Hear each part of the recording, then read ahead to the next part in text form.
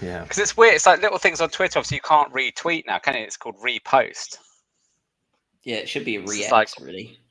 yeah, well, exactly.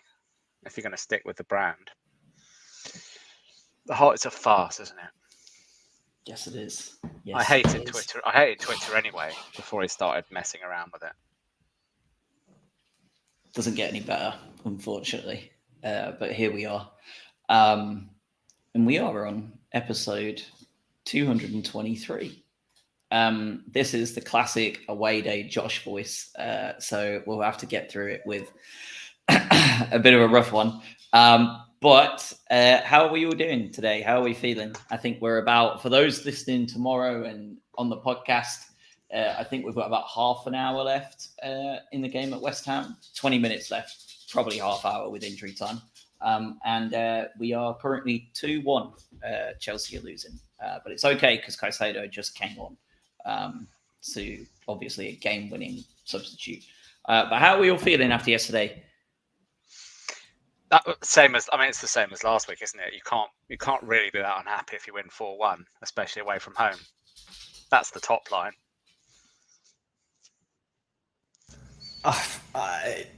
I said 9 points in the first 3 games. We're on track. Yeah, just acceptable enough. I'm kidding. Obviously, it's fantastic. We look like the best team in the league. We're top of the table. What more do you want? I don't know what to say. It's just astounding. It's pretty wild looking at the table. I know it's always like never look at the table, but it does look pretty cool, doesn't it? So, yeah, I mean, 4-1 away from home, like you'll take that any point in the season, won't you?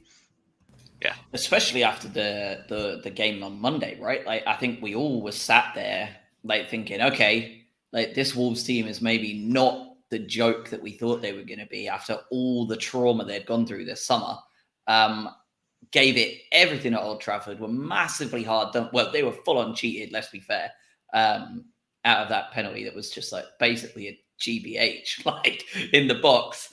And then they rock up to Molineux, absolutely bouncing. And within 15 minutes, they concede an absolute worldie. And from then on, it just got worse and worse for him. What a turnaround in like 6 days. Yeah, I mean, that was the Wolves. The Wolves we saw yesterday was kind of the Wolves that we've talked about in the pre-season prediction, wasn't it? Although, having said that, I don't think they were, first half, they were all right. I didn't think they were dreadful. If they could actually put the chances away, it could arguably have been a different game. They had a boatload of opportunities in that first half. And there was, and it's funny with hindsight, right? Because obviously we came out of the blocks incredibly well in the second half. But I was nervous. And Josh, you were there, probably feel that palpably. And it was, we couldn't play our game for a good 25 minutes in that first half. We just couldn't. They had the ball. They were pressing really well. We kept trying these quick pass routines out the back, and they just were. They ended up with Enciso trying to play with his back to goal and then like falling over every 2 minutes, and it just wasn't working. And of course, De Zerbi probably skulks in at half time, looks at them all in the eye, and then Enciso comes out and looks like bloody Messi. So yeah, I thought they weren't that bad. Like we were talking about in our predictions a couple of weeks ago, like, but I do think, right, if they came in or if we were drawing or even behind at our half time, like I don't think you'd feel too aggrieved, because yeah, the amount of chances they had, as long as they took them, it would have been a different story. But again, it's a cliche tale of two halves, isn't it, really? I thought first half was very balanced, and then you get to the title of the episode, don't you? So it's very much what we're going to discuss. Yeah, it really was. Like you said, Adam, like at the ground, like the majority sentiment was good first half. We saw out a lot of good pressure. We got a goal. Let's hold out until the hour mark. Bring on Pedro. Bring on Ferguson. Bring on Adingra. Rip them apart on the counter attack. See if we can get a second one. And the Albion were just like, nah, that doesn't work for me. Just morale destroyed them. But let's talk about the starting 11 first, because there was some really good talking points here, and I have a horrible feeling, as Adam said in the WhatsApp chat, about him being the new bold fraud with spiky hair instead. We are going to be unable to rely on any Brighton player starting at this point outside of Lewis Dunk, it feels like. So looking at that starting 11, we obviously had Van Hecker out, Webster in. We had Gilmore in for Dahoud, and then we had Enciso in for João Pedro, the record-breaking transfer man, out of the squad. Robin, what were your thoughts when you got that buzz through on your phone? Because the general buzz around me was quite shocked. I mean, I thought Webster for Van Hecke didn't really surprise me. I thought if Webster's fit, he's probably going to come back in. Dahoud, that did surprise me because I got the impression that he's the kind of player that probably gets better the more he plays. And I thought maybe to bed him in, he may have been in a little consistent run in the team to get him going. But having said that, Gilmore is arguably a similar player.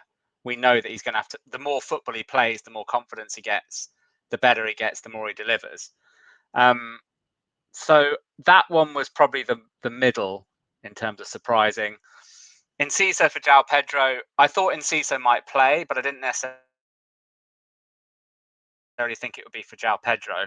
But I think that illustrates, as we said in the last few weeks, that the embarrassment of riches in attack means, Josh, I think you're right. We're going to see these kind of rotations virtually every game throughout the season.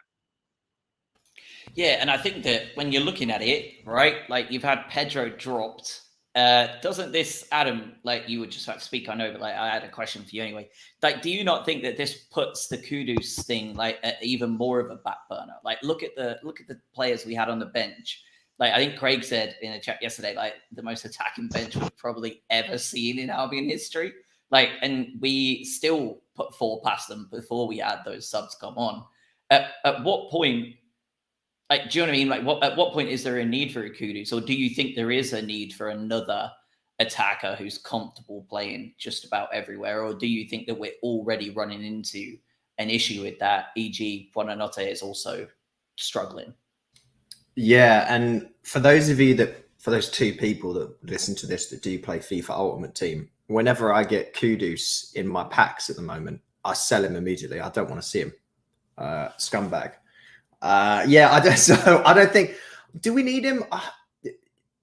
I think if you ask that question in 6 months, I might have a very different answer. This is the whole point of this squad, and what we're trying to do is creating depth and flexibility for a very, very long season when you're playing Thursday, Sunday.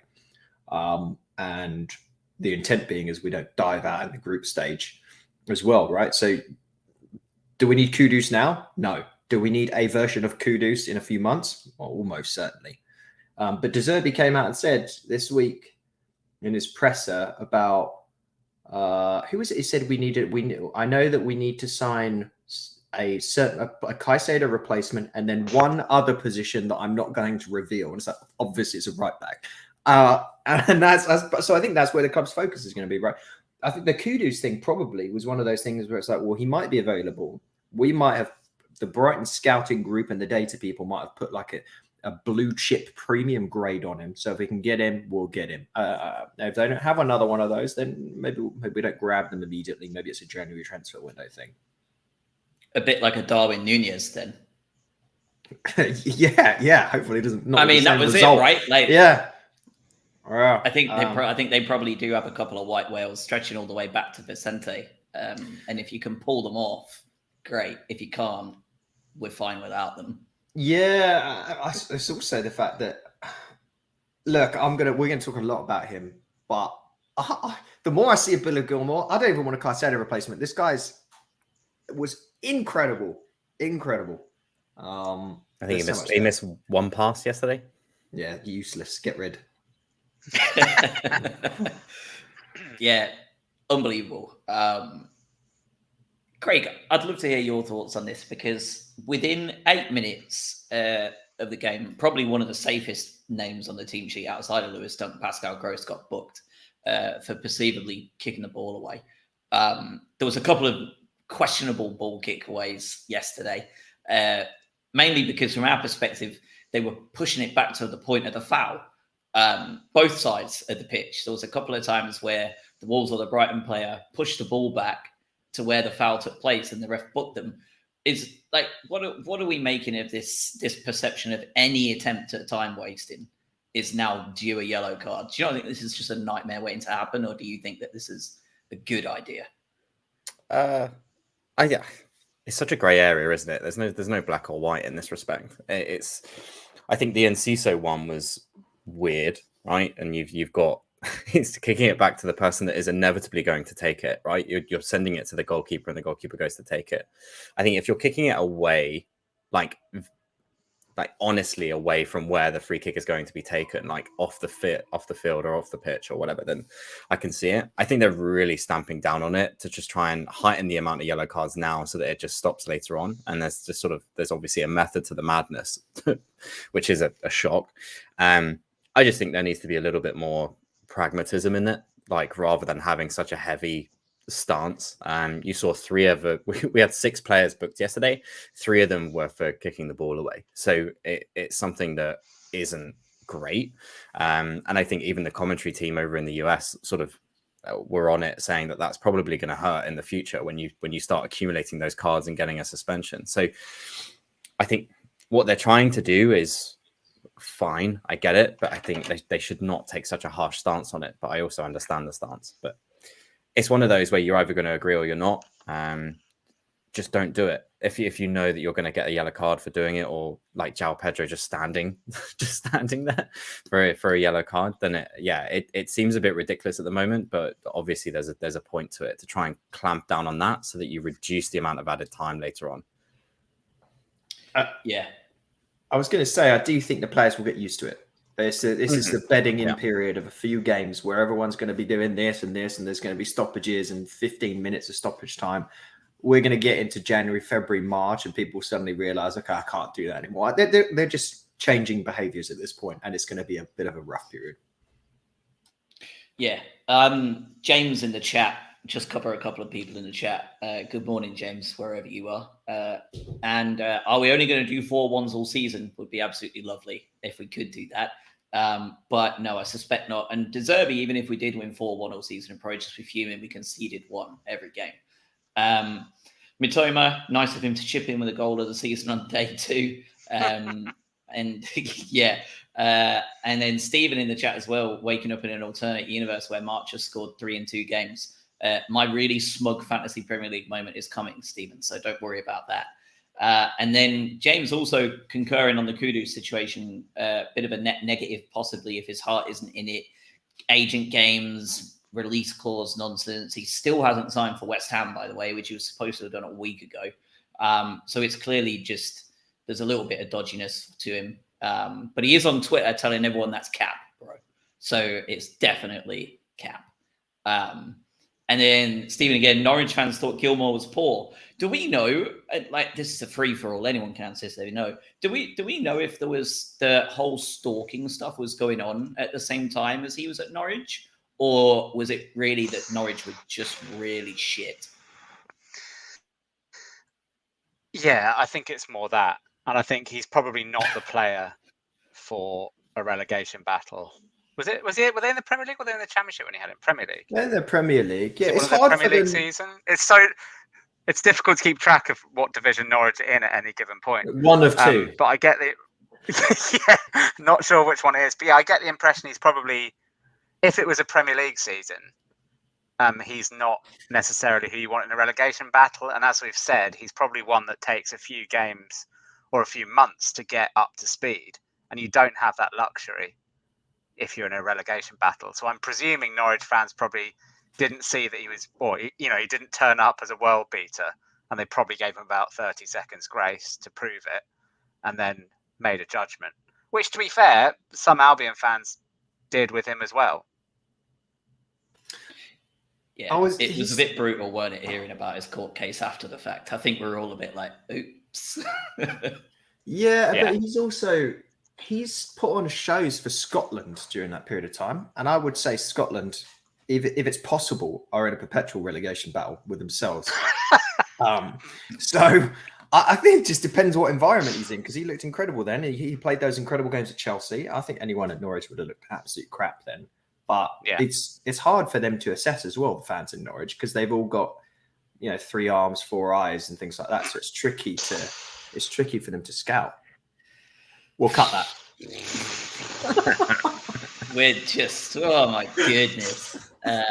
Green King are just absolutely Yeah, bangers. I was going to say a word from our sponsors. Word from our sponsor. Add it in now. Yeah, do it. Yeah. But I think, I mean, Adam's right. I think he's only 22 now. So you think back to when he was man of the match for Scotland against England in the Euros. So what would have been? He'd have been 19 probably and then I think he was man of the match for Chelsea against Arsenal on what was probably one of his first Chelsea starts. So you're right. We knew the ability was there, and I think Josh, you're right. I think the timeline of the stalking case, I'm not quite sure, but the behaviour has got to be happening at that point because we're not talking that long ago that he was at Norwich. So yeah, I think it's a collective holding up of hands, going, yeah, we weren't quite aware of what was going on. But to bring it back to yesterday, I mean, I thought he was brilliant. I mean, for me, it was probably between him and Enciso for man of the match. Yeah, he was superb, just unbelievable. And I think even De Zerbi has came out and said that his progress, he's like a totally different player to last season. Like already, like the growth he's made under Roberto has just been astounding. Let's talk about that opening goal though, because it's one that's really nice to talk about. That first 15 minutes, and we'll get on to, I have another thing to bring up actually. I've got a list of things in my head. I'm trying to get too clear ahead of myself. Let's talk about Mitoma's goal first.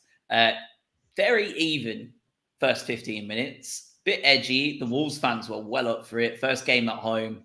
You got to quiet the crowd. And Mitoma, when he first gets challenged by, I think it's Semedo, and we'll definitely talk a little bit about him towards the end and more of a kind of sad post about how absolutely dusted that man is. But Mitoma was fouled just ridiculously cynically by him. And every single person that way end was absolutely fuming that we weren't getting a foul called for that. Like we were livid that they were allowing that to play on because that's a set piece in a really good position for us. And everyone was fuming. And I think people were still in their little pockets fuming about it as he put it around the keeper until they were just like, oh my God, he's actually scored an absolute worldie. Craig, watching it on TV over there, like what? It's outrageous. Yeah. Yeah. And I think it's one of those where you're like, oh, the advantage rule and stuff like that. And it's just, those are the cases where it obviously works. But the guy himself is just magic, isn't he? And I think, like you said, it was such an even game up until that point. And I think I'll just put the first half in a bucket and say it was even anyway. So it was going to take something like that because I don't think really, we'll come on to the 10 minutes post second half. So yeah, it was such an even game and it was going to take something like that to take the lead. And yeah, we know he's got it in him, but even that is outrageous for Mitoma, isn't it? You see him skip past 5 or 6 players and put it around the keeper into the bottom corner. That's just what he does. And just people will continue to rave about this guy and we will continue to talk about him. But he's just capable of just utter magic, isn't he? And yeah, the little hand or cupping of the ear as well. Like he's loving it. Given that it was an absolute worldie, does anybody else want to comment on just how they felt watching that happen? Because it was just unreal. Yeah, I will. I'll also comment that it was such a good goal that obviously Match of the Day over here decided it wasn't worthy of analysis. They do analysis on Match of the Day? They spent 5 minutes talking about Wolves' misses and didn't even mention Mitoma's goal. Yeah, he's spot on, like literally not a word. But yeah, I mean, great. I think Craig's right. I mean, it's the bizarre thing is that I've come to expect that kind of thing from Mitoma, that it almost doesn't create that much of a ripple. You're just like, oh yeah, Mitoma's beaten half the team. Coolly basically put the goalkeeper on his back and put it in the bottom corner. On we go. 1-0. Thanks very much. Like that just shows the level of the guy in not that long a time in the Premier League.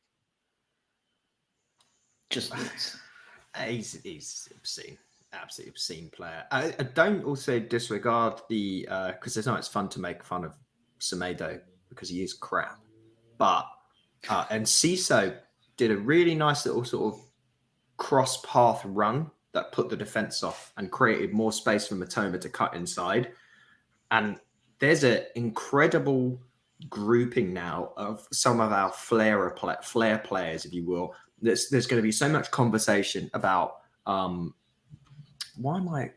Purvis and Matoma, that left side combination. But when you kind of get the mixture there as well, with Enciso cutting inside, you've got this group of players that are basically capable of doing anything. And that more that understanding builds, and the more you throw João Pedro in there when Welbeck invariably goes down, you've just got this, like, they're just capable of doing anything, some of the one-touch stuff. But Matoma's unbelievable. I just hope we can hang on to him for another couple of years.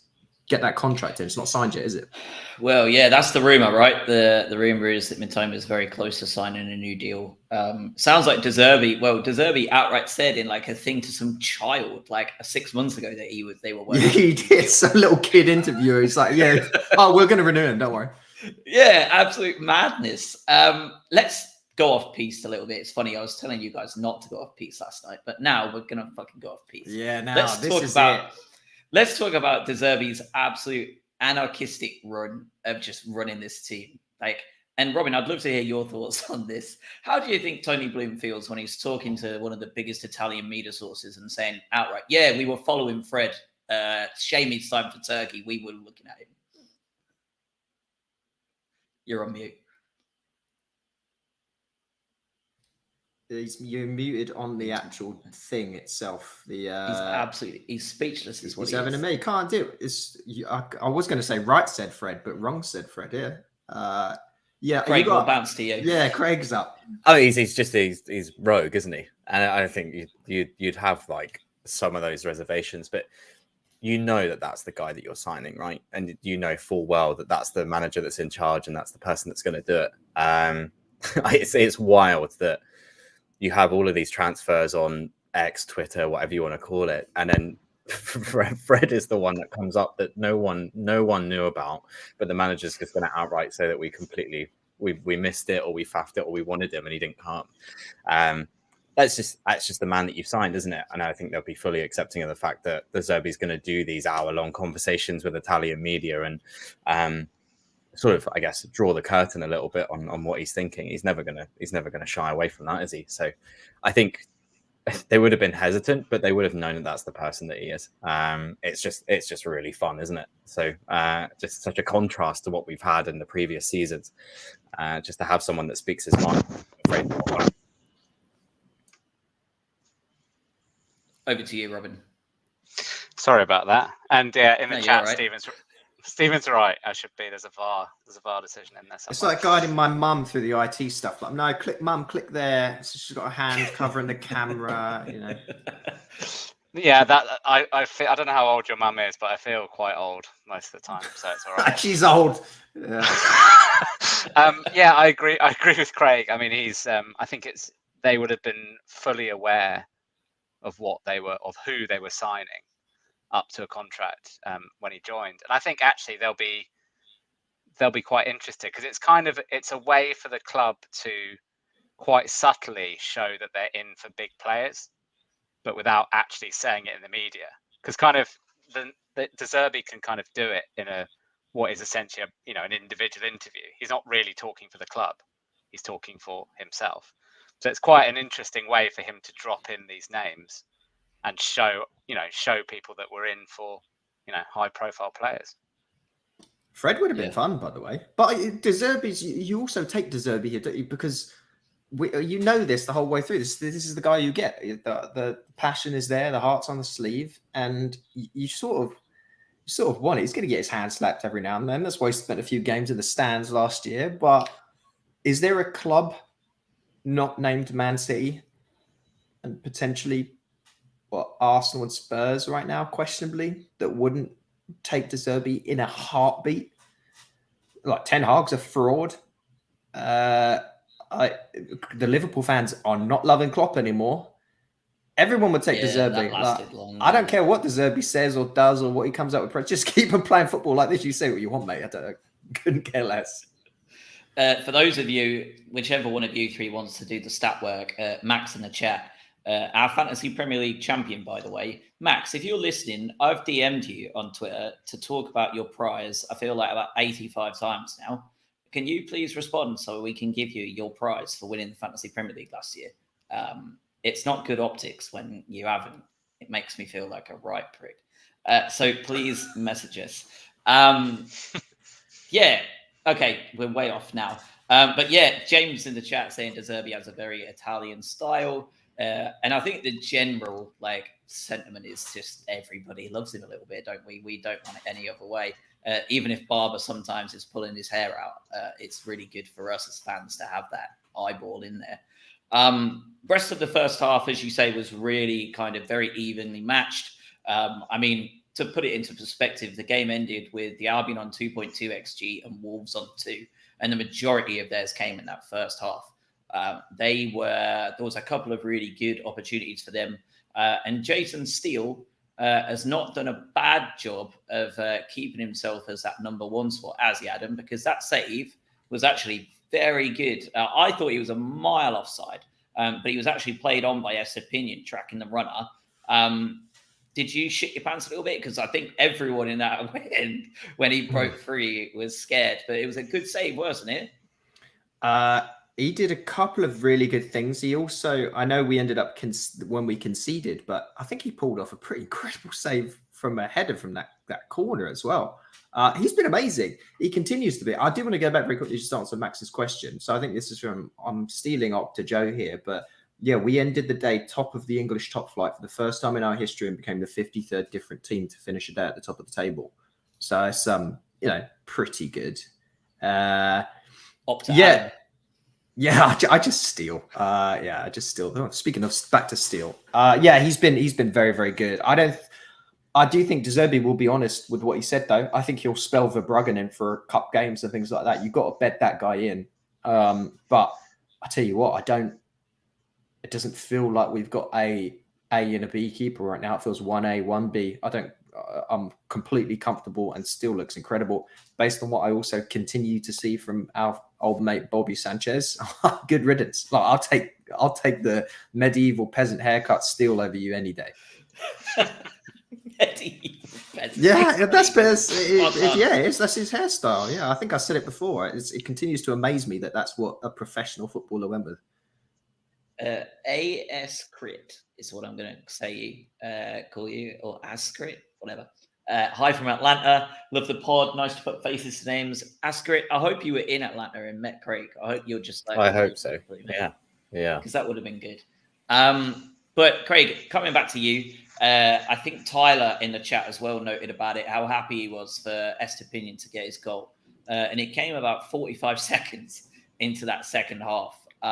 We came out like lightning in a bottle, and we will talk about probably at length that next kind of that 10-minute mauling. But first of all, what a great goal by Estepinian. Right place, right time. Not often in any football team you'll see a left back square in the middle of the box like that. But just to go back again to talk about him, what a touch from Mitoma. What thinking to put it into his path as well. Yeah. I mean, there's a lot going on with sort of the Wolves Twitter at the moment. There's a video going around of us just running out of the the dugout for the second half whilst the Wolves team are meandering, and like the ethos around it or whatever people like to look into. But it came out like a team on fire, right? Like within 45 seconds, just able to open them up from a nice pass from, I think it was Solly March, right, to Welbeck. And yeah, the vision to sort of cut it back to Estepinian from Mitoma. You haven't got a better pairing on the left side, have you, at the moment? I don't think you'd really swap them for anyone. Again, that inherent fear of losing Estepinian to an injury just frightens the holy hell out of me, but deserves it. And it just, the guy's bionic. He's up and down the left all the time. And I'm glad he's got his goal early on this season as opposed to sort of the last game of the season last year. So just great vision from Mitoma. He's on fire. Estepinian's on fire. On the whole, just really good. This is a visual medium for now, but for everybody listening to our onwards, it's strictly an audio one. So for the benefit of those people not watching, Adam has just been absolutely crying laughing in the corner here, and I can tell you why, but I'm going to let him do it for you. So Adam, what are you laughing at right now? Caicedo came on in the second half. He's given away a penalty right at the end of the game with West Ham, and West Ham beat them 3-1. They nearly gave away a goal as well. Like they passed it to Fornals and he nearly scored. He was in. He's not having the best start. You really do hate to see it. The lesson for everyone: do not leave Brighton and Hove Albion. You will turn. It's like a spell is cast, and you get cursed on the way out by Tony Bloom when you leave the club, and you're just cursed. You're going to be shit. Yeah, it's it's incredible. Seeing Chelsea just continue to be bad is it tastes just so delicious. Yeah, it really does. Decidedly average, which is fun, and they're not used to that. Robin, what followed was possibly the most demoralizing next kind of 10 minutes they could possibly have. They're already sad that within 45 seconds they've conceded. And your man that you were just talking about earlier about as a possible man of the match, Julio and Ciso, gets a lot of shit from De Zerbi sometimes, doesn't he? For his just lots of different things, his work rate, his lack of defensive discipline, all that stuff. But when you start Julio and Ciso, we've come to realize that the boy is capable of something that just is out of this world. And first of all, what about that first pass?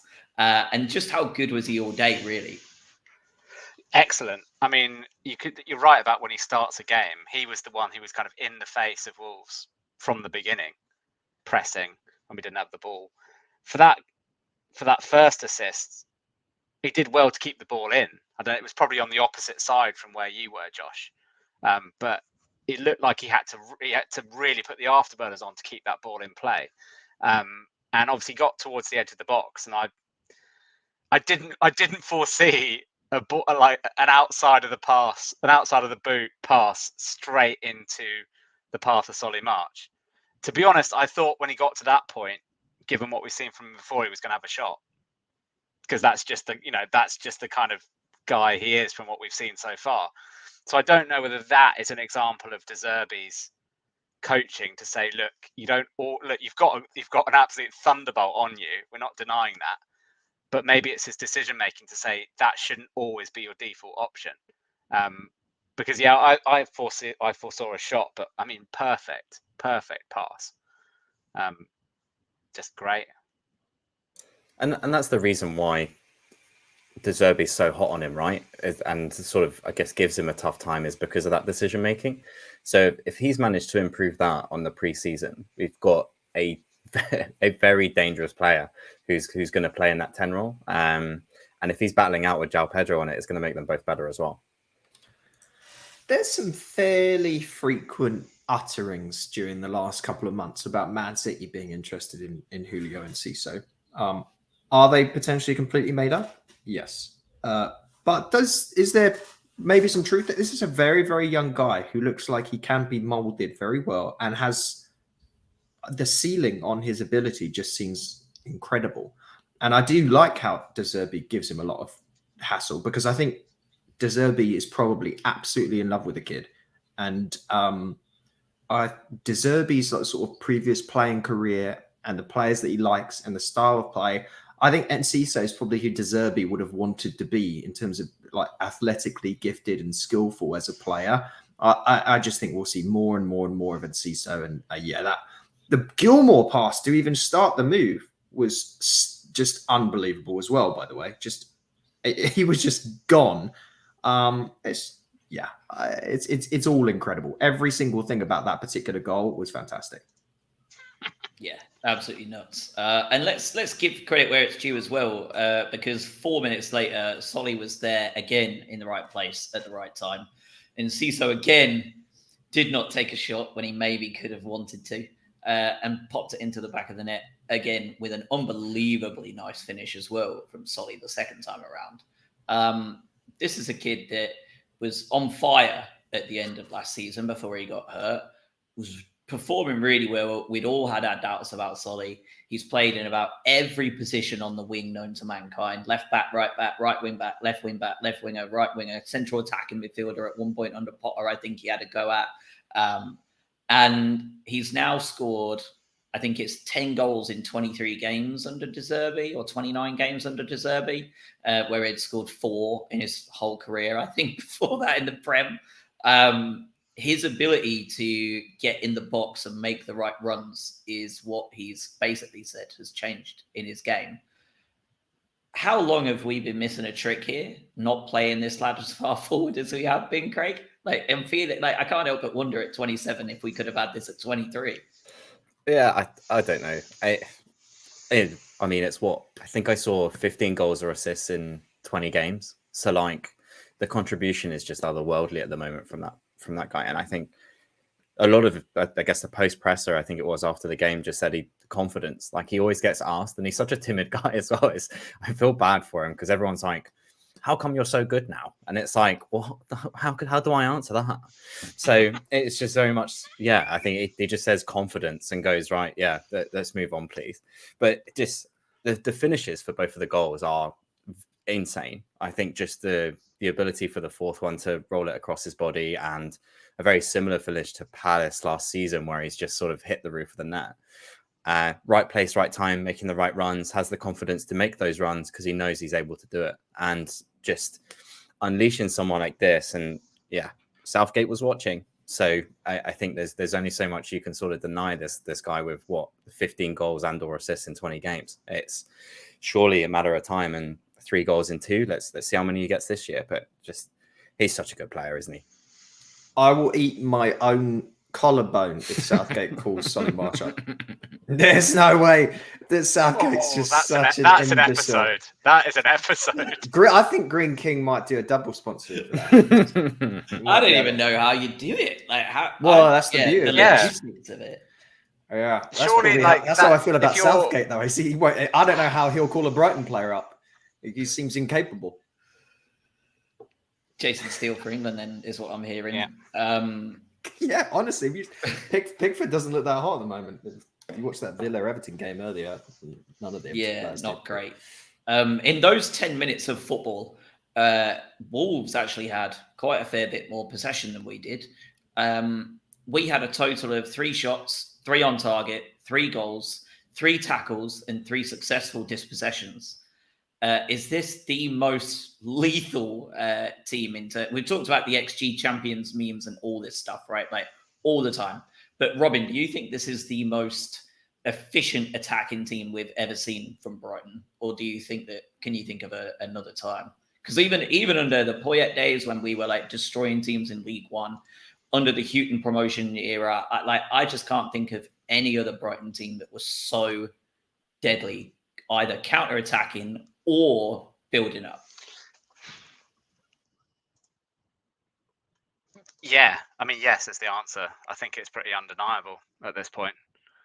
It's also, again, it's become not that surprising when we do it. I mean, I think back to that Everton away last season, wasn't it?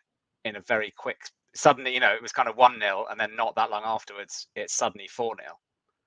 It's that kind of thing where we know we've got a burst of goals in us, and it's still bizarre to get used to the fact that we are a team in the Premier League that defenses will genuinely be afraid of, and both of those are away from home. That's not like we're doing it at home. We're going away to Molineux, which is a ground where the atmosphere there, if Wolves are playing all right, it can be a pretty hostile place to go. Similar Goodison Park. So we've gone away to these big traditional English grounds and ripped their team to bits. So I mean, I can't, thinking back, even if sort of pound for pound comparisons, I can't think of any Albion team that gets close. I mean, probably the closest you're going to get is the Championship promotion season. Is probably about as close you're going to get in terms of Knockaert, Murray, Hemed, really. But there weren't many games beyond the Norwich game in that season where we really were just blitzing teams in the same way that we seem to at the moment. And this isn't just like you've played Luton and Wolves. Well, yeah, but we were doing this to other teams a few months ago too. This isn't just like we started out with a couple of easy games to begin the season with. I mean, we did, but it would be very easy to screw up. And we've not. And you just hope next week against the side that's just beaten Chelsea 3-1, because we're playing West Ham. But West Ham have always been the side apart from one time, right back in Championship where they mauled us, we've absolutely cleaned up with West Ham. Yeah, I mean, I think we really do need to acknowledge as well that Wolves went live and like they went through like a 12-round like slobber knocker with Manchester United on Monday. Like that was they were very good. I know that it's probably now pointing to the fact that Man United are very shit, but like this is the team that everyone tipped to go down, and they went like toe to toe with United, and we made them in those 10 minutes especially look decidedly amateur, like with how badly we ripped them apart. I just thought it was really impressive. Less impressive, Adam, I'm going to stick with you because we both spoke about it a little bit. Less impressive set piece defending. Ultimately, it was all for naught. Hwang scored the goal. It ended 4-1. But the set piece defending is something we touched on in our De Zerbi deep dive as something that Sassuolo and Shakhtar suffered with under De Zerbi. This is not a new phenomenon for De Zerbi footballing sides. Their set pieces on the defensive side have been suspect since he began coaching, I guess. What are how concerned are you about this going forward for the rest of the season? Because as you say, Luton and Wolves are one thing, but these teams that are a lot better than them at set pieces, Brentford, for example, how concerned are you when you're running into those? Fairly heavily, but this is the bit you have to. If we didn't have a weakness, we would just walk the league. And where's the fun in that? No one likes Man City because they just walk the league now. We need to have some weakness. But what I do find it weird, in all seriousness, though, is we were playing, Webster's a bit. And by the way, I feel much better with Webster at full fitness in this team than Van Heck. I'm not saying anything particularly novel there, but it's nicer to see. But it's weird. It's not like we've got a bunch of short rounds in this team. These are big guys that just can't seem to get their sort of marking down on corners. And it was messy. It was messy because there was two, wasn't there? There was a ball that was delivered in, Messi defending there. Then we conceded. I think where it becomes much more worrying is they did have 16 attempts, Wolves. And they've not been able to finish anything since Raul Jimenez, like pre-headband concussion issue. So it's been a long time. And you're right. Someone else comes along. They do get that goal in the first half. And you go in at halftime 1-1. And even if you come out raging like we did and they steal a goal back, you get into the end of this game and it's like 3-2, even 4-2, and you are nervous away from home. So yeah, it could potentially be a problem, but this is De Zerbi. You're gung ho, and we saw what happens on situations where the counters are created, because that's what happened with the third goal, right? Or whoever scored it was the March, the one we talked about, the Enciso outside of the foot. That came from just the ball came out, Gilmore, ball over, Enciso, sprint, cut in, cross. That's what you get on the other side of it. Crappy defending, great counter-attacking. Yeah, it's a scary payoff though, isn't it? The next half an hour was some of the most turgid football I've seen in a while, where Wolves had absolutely given up. And the only people on the Brighton team that weren't cruising in first gear was probably Evan and João Pedro, who both really wanted goals. So with the exception of those two, everyone else was kind of just like, not really that bothered, boys. Sorry, we've already scored 4. De Zerbi, not happy about that in the post-match presser, that we really came off, taking our foot off the gas. He was not a happy boy. But let's talk about Wolves a little bit before we kind of wrap up and move on to other stuff. Well, I suppose it is two of them. Yeah. Two Mateuses, Nunez and Cunha. First of all, do you think that, because I do, I think that the season rests on Cunha being their talisman. We talked about ours. After watching him yesterday, when we were under Houghton, and there was times where we were saying that Bissouma looks a cut above every player in this Brighton team because everyone else just can't play to the standard of him. When we were really struggling, it felt like watching that yesterday with Cunha. I thought he was just absolutely phenomenal. And I think if he gets hurt or gets in a rough patch or they don't finish the 27 chances he creates, I think they are, well, we've already talked about it. They're in deep trouble, don't you think, Craig? Like, I thought Cunha was excellent yesterday. Yeah, he's stunning, isn't he? I think he's just so quick in sort of beating that press and just sprinting forwards. And I think their counter-attacking is going to be very good purely because of him, right? Otherwise, you're talking about a bunch of individuals playing in a team. And I think that's what it feels like. I feel Wolves have the talent there, but they're just not playing as sort of a collective unit. They all just seem on different wavelengths at the moment. And that could be due to the signings that they cannot make, or, some FFP concerns from their side as to, it's falling detriment to that. And I'm sure that's incredibly frustrating with the Chelseas of the world as well. But yeah, it feels like a very disjointed team at the moment. New captain, lost a lot of players. If Cunha can get them running and can get them a few bits, I think he does look really good. It's just, as Adam said, it's that goal scorer. And I think Fabio Silva isn't the guy. I think he might be in a few years. You remember he's still young as well, but he's just not the guy. We talked about their XG at 2.1. They made chances, right? They just need someone to score them, or for them to be, I can't believe I'm saying this, as clinical as we are. Where have we seen that line before? Make a load of chances, not scoring. So it's a dodgy one. But yeah, I think if they can get a goal scorer, and then great. But Cunha is going to be the driving force for all of their games. And personally, I had them for the drop like 2 weeks ago.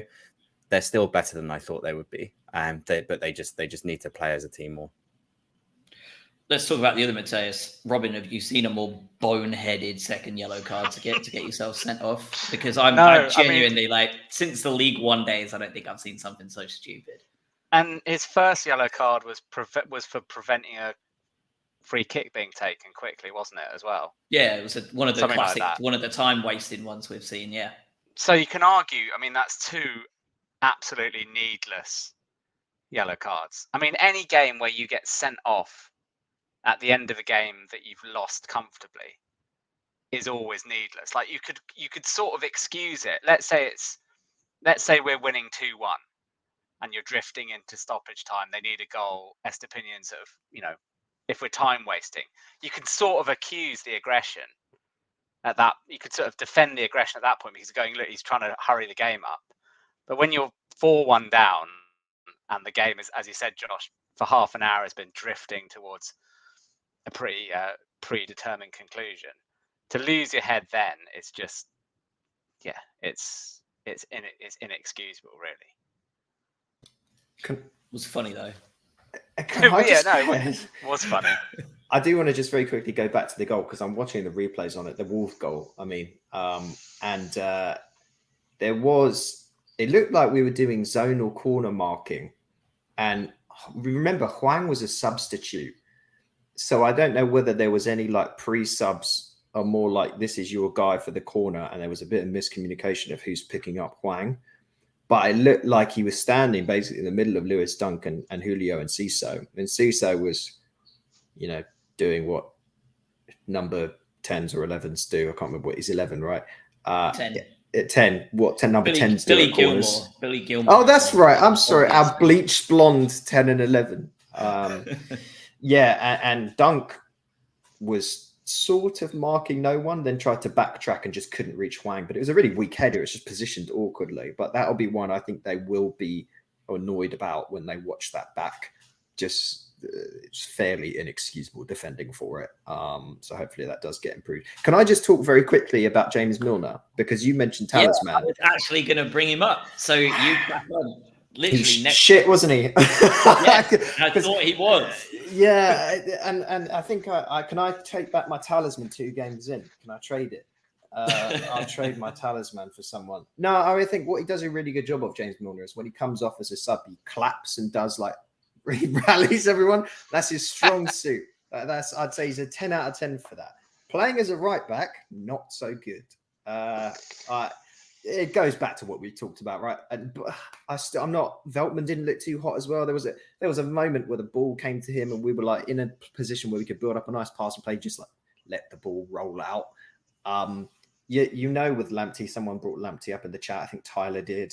I still don't know if we ever see Lamptey play for this club again.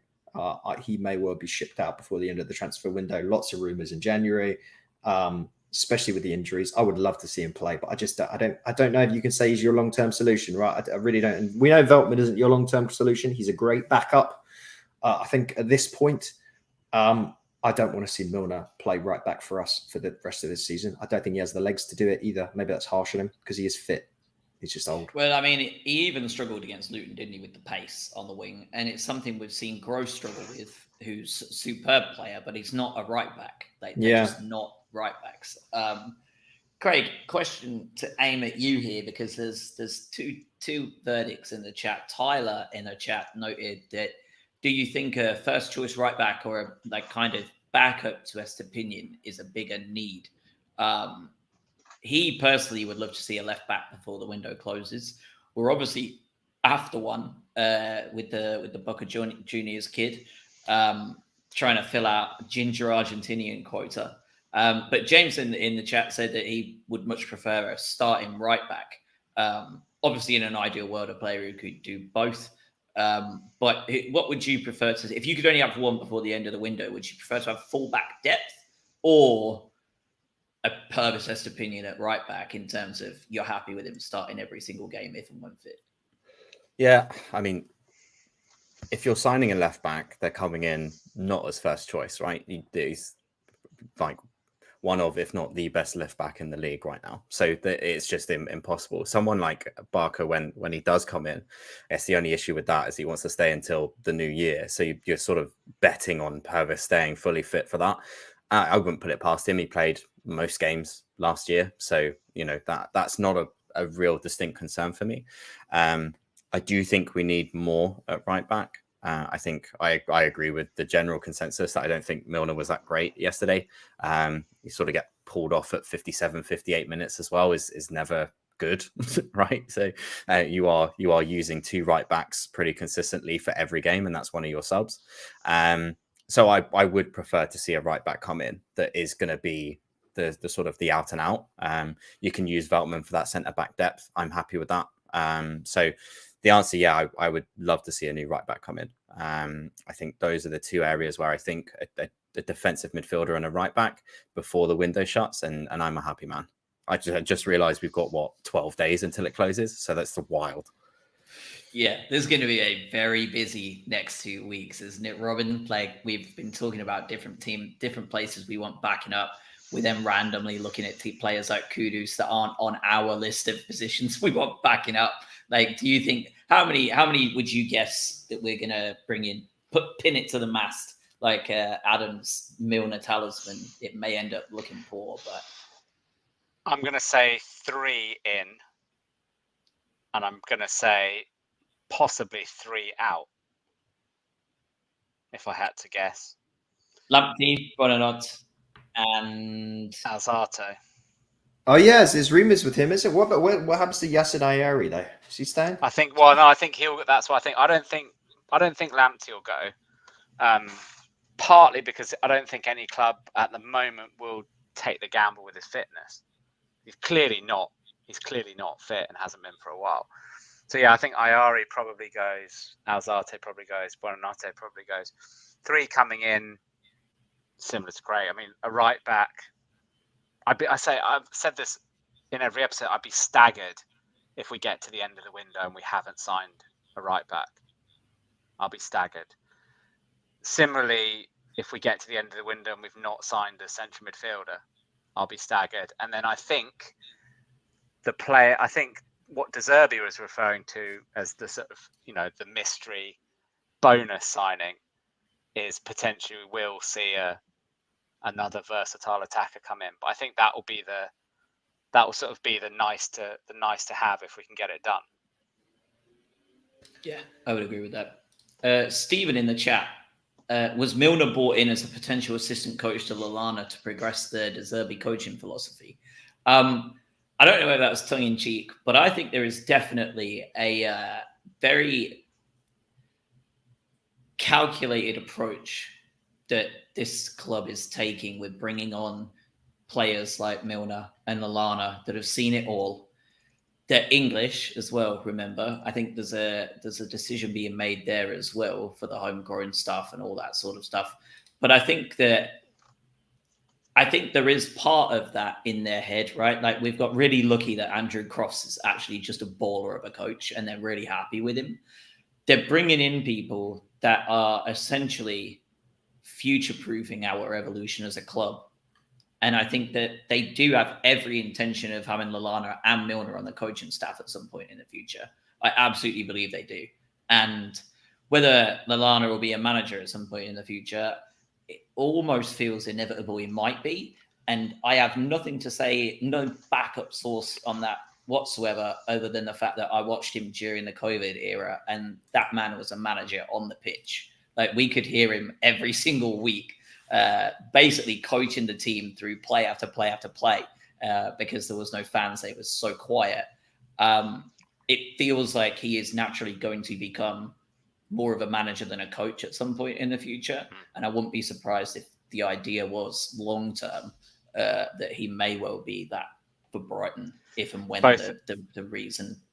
There'll be the assistants for Calderon, basically, right? He's back at the club. The dream, the best Spanish right back. Lallana's, very, very used to, I think he'll find a comfortable place on the bench, considering he spends quite a lot of his time there with his leg in a cast. But he's, with my anecdotal evidence of one at that US training session, is there was no other player that was talking, chit-chatting, discussing stuff with the coaching staff more than Adam Lallana. He was all about it. And yeah, I think it's probably one of the worst kept secrets in the club that he's going to become a coach. Let's talk man of the match.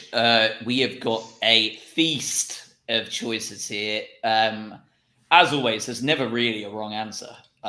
Milner. Yeah. But in this case, you've got a lot of options, and there's probably about 5 names you could bring up, that maybe even 6, where I don't think any of us would bat an eyelid. So let's start with you, Craig. Who have you got as your man of the match yesterday? I'd probably end up stealing Robin's here because he sort of alluded to it earlier. I think it's Billy Gilmore for me. I think I just thought he was so good, just with what he was doing and being able to marshal what we were doing and how we were doing it. The hockey assist for the 3rd goal as well is incredible, and I just thought he did exactly what we needed him to do, and he did it really well. 1 misplaced pass in 90 minutes is, you're talking silly at that point, and just did everything that he was asked to and a little bit more with the assists and just clearing up. So that's the Billy Gilmore that everyone was raving about at Chelsea, right? And that's what we want. If he continues to do that, Dahoud's not going to play, really, and I think that's sort of how good that performance was yesterday. Entirely fair. Robin? Enciso. Purely because, that 10-minute mauling, as you've given the title of this episode, that 10-minute window proved to be the decisive window in the match, and he was instrumental in that. Nothing further to add. Adam? Clean. Yeah, it's funny because Solly March is playing lights out, scored 2 goals with incredible positioning. You've also got Purvis, who a couple of little defensive lapses, especially with that where he was caught out for that questionable, well, it wasn't offside, it was onside, right? He was furthest back. But he was fantastic, got his goal. Matoma was outstanding. Not only for he changed the face of the game and then put that fantastic sort of back heel in or whatever, cut it back for the second or third goal. But I know Michael Jackson says this is so bad. I know Michael Jackson said Billie Jean is not my lover, but I think Billie G is my lover. I'm in love with him as a player. He's fantastic. I was up until 4 thinking of that. He's incredible. And I'll throw some stats in just to make it less bad. So 74 passes, 97.3% pass accuracy. 4 of those were long balls and 3 were accurate. So his one, if Greg's right on that, his one inaccurate pass was a long ball. Everything else outside of that was perfect. He was also our joint top leader in tackles on the team as well. Just stunning day for. So it's Billy G for me. Entirely fair. And I'm going to give it to Solly, actually, because I thought, likewise, I thought he was unbelievable. And yesterday, for me, showed me why De Zerbi loved him before he even rocked up. And I'll share stats to show that example too. He was joint on tackles, Billy Gilmore, with Solly March. No one had more interceptions than Solly March. He had 4. No one else was even close to that. He was second to clearances behind Adam Webster and scored 2 goals off the back of it, right? Like, he was everywhere. He was just unreal. He was wherever you wanted him to be all the time. Such a hard worker, like, puts everything into it. He had a pretty rough first half because we were so adamant at just destroying Semedo's morale and going down that left side that him and Milner really didn't have much to do on that right side other than Milner getting turned inside out every 10 seconds. But Solly was really the odd man out. He didn't get a lot of the ball in that first half. He was kind of just there to offer a different option. And he comes back out in that second half, does everything he did, and just plugged away defensively for 90 minutes as well. Like, you can see why De Zerbi loves him. The comments he makes about Enciso, about Gilmore, about Mitoma, like, and the things he wants to see, these Pedro, like the players up there that he wants to see, the changes they make, all of it is more responsibility at the back, right? Every single one of them, he wants them to be more responsible and better cohesiveness and more like, you know, that initiative to get back and do their job. This is why De Zerbi loves him so much for me, is because he's already got it in spades, and all that De Zerbi has done seems to have been like taught him how to attack efficiently. Because prior to that, it seems that like that was his big problem. Right now, he seems to be the full package, and I can't believe that we're looking at a lad that's like 27, 28 at Brighton, and was one of the players 29. 29. And we talked about it 2 years ago, Robin, when you were on the show a couple of times, of like, is he one of those like nearly was or possible has-beens? We talked about it for the last 2 years as to was he one of those like what could have beens? And it seems that like he's now at 29 just decided like actually now, thanks to Roberto, who's just rounded me out, he's just become this like complete player. The interesting thing is, a question I'll throw back to you, Josh, which is something we've discussed, is we have said that the great thing that's happened to him is that De Zerbi has given him the confidence of playing in a single position. So he's, you know, we've talked about he's played all over the place, and that arguably didn't help his level of consistency. De Zerbi has gone, nope, you're going to be an attacker, focus on that, and, you know, the confidence, the goals, the assists has flowed. But actually, playing devil's advocate, could you argue the fact that he has played so much football in more defensive roles has actually benefited De Zerbi here, because he doesn't need to get that hard-working element into his game because he's practiced that a lot. So he's got that. He knows, like you say, the fullback is actually, he'll do that. He will track back. He will work hard on defense. So actually, it's a bit of a funny one, isn't it? Because he's got the consistency from actually playing in a single position for a long time. But actually, he's also benefited from the fact that he's played a lot of football in general in a whole bunch of positions. He's basically the Potter De Zerbi wonder kid, isn't he? Like, yeah, no, he is. So that is like basically the baby, where he was basically shoehorned in to be a left wing back and was close to being one of our best players in that position for like 18 months when he wasn't injured, because he had a few problems, didn't he? And now, like you say, like he's had such a long time playing there, and now he's like, De Zerbi is like, well, you've already got that part. That's what I love about you. That's why I name dropped you in my first interview. now I'm going to turn you into a different beast at the end of the pitch. And now, like you say, like we're seeing the benefits. I would have name dropped him in my first interview as head coach as well. I would have sold him. So that's why. Don't listen to us. But it is astounding though when we think about the players that we just said as our men of the match. A 19-year-old who's played half a season, well, barely didn't start most of those games in NCSO. A 22-year-old who Norwich fans wrote off, and a 29-year-old journeyman, quotation marks, that we wrote off, and everyone else for the most part wrote off. It's like, build the De Zerbi statue. Like, this doesn't happen without him. It doesn't happen. No. I think the other point is, the point everyone's made is, oh, you've sold, fans were like, you've sold McAllister, you've sold Caicedo, basically, good luck, your run, your run at the top is kind of over. And it's a stat I said yesterday in the group, like the last 3 games that we've played, where neither of those two have been involved in, we've scored 14 goals. It just happens that 10 of them have come against Wolves as well, but leave that bit out. But cause and causation, yeah. I mean, it's amazing that you can lose 150 million pounds worth of midfield talent, and you can seamlessly just keep going on. And actually, you could make an argument for with Gil. You could make an argument to say we're actually better in certain scenarios without them, which is.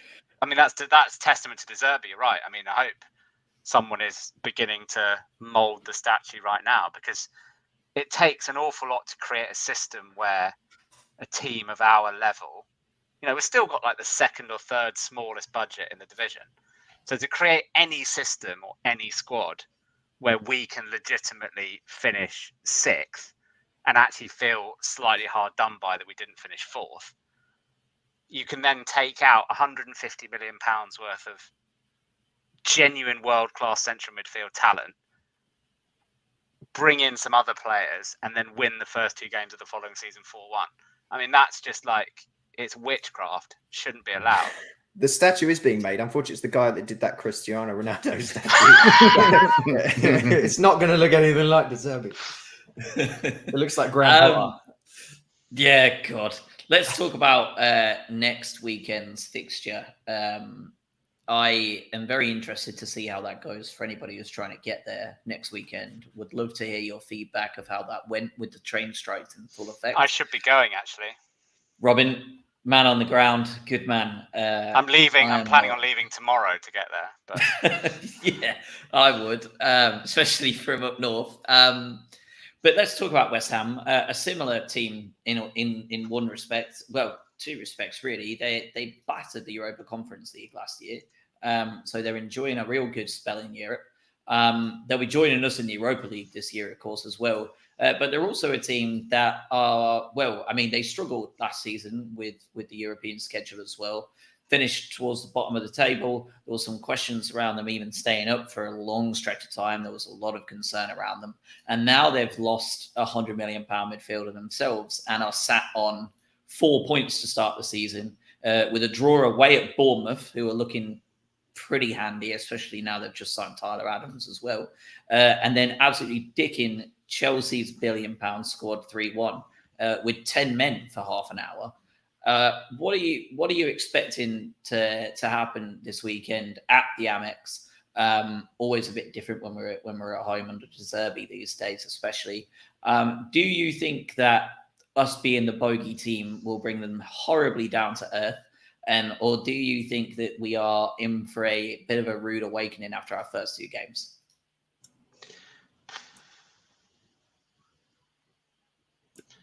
I'm honestly not sure. Yeah, sorry. But I don't know. Who knows? I mean, we're playing James Ward-Prowse, right? So we're going to concede a set piece, right? So that you did that today. You strike that off on your little bingo card. But otherwise, yeah, I don't really know what they're doing or who they are at the moment. I think it's all up for grabs. I think obviously with their bogey team, I hope that we can keep that going. But otherwise, yeah, it's the set pieces and the counter attacking that perpetually worries us. And I think that's something that West Ham can be quite proficient at. So as long as we do what we did last season at home and just don't give them the ball at all so that they can't do that, then I think we'll be all right. But I think that has to be the onus, right? And as for the team, I mean, that's anyone's guess. You can pick names out of a hat, I think, at this point. I'm not worried at all. Not in any way. All you've got to do is this week take a look at the betting lines and the odds and see where Paqueta and his mates' money goes. Ideally, you can look at Green King's sport app. Please gamble responsibly, and you'll know who's going to get yellow cards, who's going to win, who's going to score, and you're fine. So I'm not worried. We'll smash them. It's an interesting way of looking at it, isn't it? Really. Yeah. He's gonna be banned. Paqueta's legit going to be banned. It's one of the most egregious, blatant gambling things that you've seen. Is he going to be banned in the next 7 days, though? I hope so. No. Tony's going to be making some calls. Ivan or Bloom? Yes. Because Ivan Tony's going to be livid as well if he gets a different kind of sentence. Maybe they can hang out together for 6 months. Yeah, talk about how they both got caught, how to not do it, some weird football better prison yard that they've got going on. Sat in Lucas Paqueta's garage playing poker, something like that. Starting a band. They'll start a band. All right. So last thing before we go, unless anyone else has anything else to bring up as well. This time next week, obviously we play West Ham 5:30 on Saturday. What do you think is going to be the outcome between now and West Ham in terms of transfers? Do you think we get anybody in between then and now? We'll go with you, Adam. Between the game next week? Between now and West Ham, do you think we'll make any signings this week? No.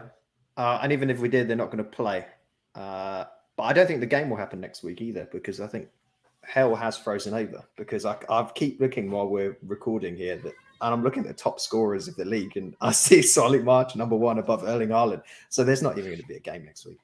It's so ridiculous to see that. Robin, thoughts? No, I think all the signings will be the last week of the window. Craig. Yeah, I think I agree with that. If it is, they obviously won't be playing anyway, right? So last week of the window, leave it nice and late. The last day of the window. Where's your Paqueta money going, Josh? Do you say yes or no? No, I agree with you. I don't think we'll sign anyone. Very boring. Everyone agrees with each other. But yeah, I don't see it. I don't see anybody starting. I don't see any new signings starting until post-international break either, like you guys are saying. I think whoever we bring in won't be playing for us at West Ham or at Newcastle. I think it'll be Manchester United at Old Trafford, just to make Ten Hag even more under pressure there, if he isn't already. People listening to this on Tuesday are now going to be laughing after we've signed like 2 players. And these idiots have no idea. Both transfer record broken ones. yeah, exactly. All right, fellas. I think that's everything from us. We've covered just about everything we can. So we will be back next weekend to talk about the West Ham game. Long weekend as well in the UK next weekend. Is it the same in the US? I can't remember when the holidays are in the US anymore. I'm away next week. You won't hear from me, thankfully, for everyone. So we'll probably get double the listeners. I'm away, but I don't think it's a long weekend here. But I could be wrong. No? Ours is the week after, 4th of September.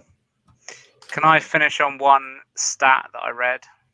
Absolutely. That in the last 25 games, we've scored 3 or more goals in 10 of them, which is just bonkers. Not bad.